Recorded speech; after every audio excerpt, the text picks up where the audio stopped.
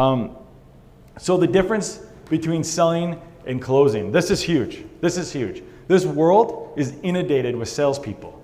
Tons of sales. In fact, there's billions of salespeople out there. Very few know how to close. And what's the difference? These salespeople, right? These are the ones that had ideas, they had concepts, they had dreams. And somewhere along the way, because they didn't have the ability to make the close, they lost that dream. They lost that invention and they lost that idea until someday someone else comes by and picks up that same concept.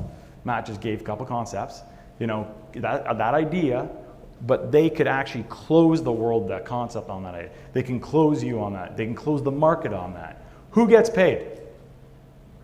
The salesperson or the closer? The closer. You see the difference on that?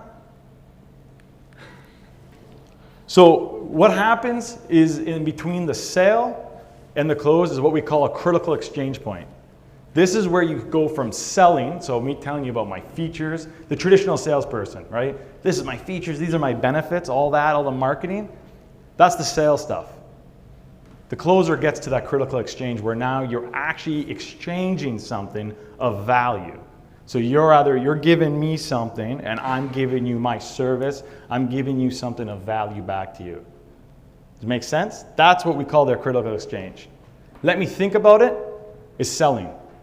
When you hear let me think about it, you didn't close anything. When they say, oh, let me take this back to my partners, we're going to sit on it for a couple days, we'll get back to you, that's selling. You haven't closed. You haven't exchanged anything. Only until you actually get, whether it's a payment or some sort of value from your prospect, from your client, and you exchange them, is when you can call yourself a closer.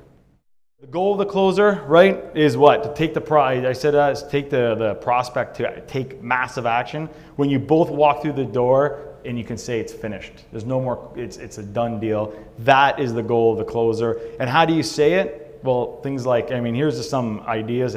Hey, let's do it. Let's get this thing moving. I understand, they go, but I need time. I understand you need time. Let's get this moving. Let's do it right now.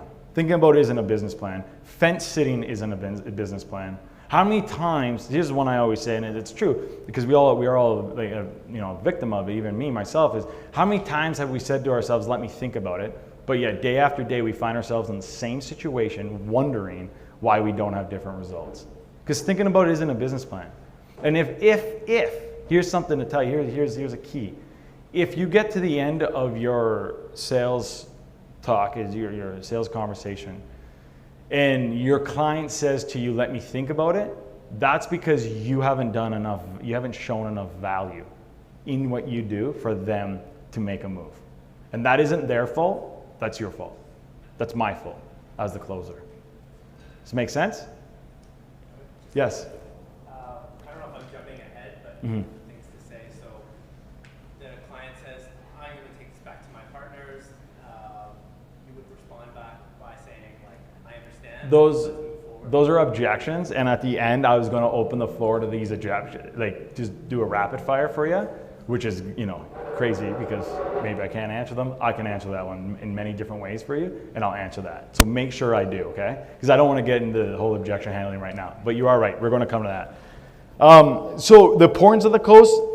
Here's the thing: is most people don't actually ask for the close. I see most salespeople leave the conversation saying, okay, it's okay, think about it. They don't actually ask, are we going to do this? Hey, let's get this done. Hey, what's the card? What card do you want to use? You'll never get to a close if you don't ask. Especially this, again, keep in mind, we're not talking about a $500 product. You're selling a $500 product, everything I'm going to teach you today, it doesn't matter. When you're selling a $500 product, you can use traditional sales techniques. You can use all the Ben Franklin close and the hard close and all that. But when you're asking someone to separate themselves from a $5,000 and give you their credit card over the phone, this is when you need to, yes? Is that a key to get to not hang up without the person giving you a credit card? Pardon me? Is that part of what you call? Yeah, I get the credit card. Again, it's not a close if you don't get the credit card. If you can't process it there, it's not a close. You're still selling mode. And that's why they call me the one-call closer, because I close on that phone. And it's not me closing because I want my commission. You can do okay as a salesperson, as a closer, if that's how you think. But if you really want to scale your business, people are taking loans. They're taking their personal loans to go to these events. It is not about the commission. It is seriously, for me, is about how their lives are going to change.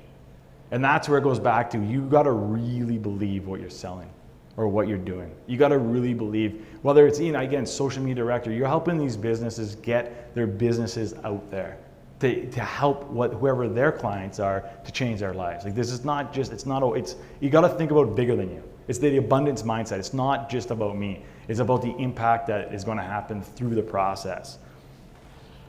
Where are we? The cost of not closing. So here is huge, is what's the cost of not closing? Well, when you don't close, you're wasting money, you're wasting energy, resources to get the prospect all this way, and then you don't close them. What happens is, if you're on the phone a lot and you're trying to build your business, and you're a salesperson like myself, your confidence is going, as an entrepreneur, will get completely diminished. You just start thinking negative thoughts if you can't get them to close.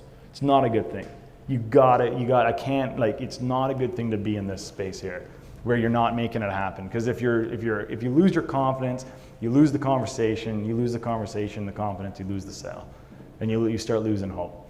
And your belief in yourself will start to decline, like I said, and believe me, it can decline fast. So you need to readjust right away. It was funny. I went on a streak for a week probably. It was just, things were just not, I couldn't make it happen. And even me at my level, right? We go through these waves, and I called out to my mentor. I said, I don't know what's going on. And he just, says the one thing, and I'm like, oh yeah. He's like, how are you feeling before you get on the phone? Not good. Feeling frustrated, right? And what do you think? What do you think's going to happen? I get on that call frustrated, or I'm worried about my own personal shit.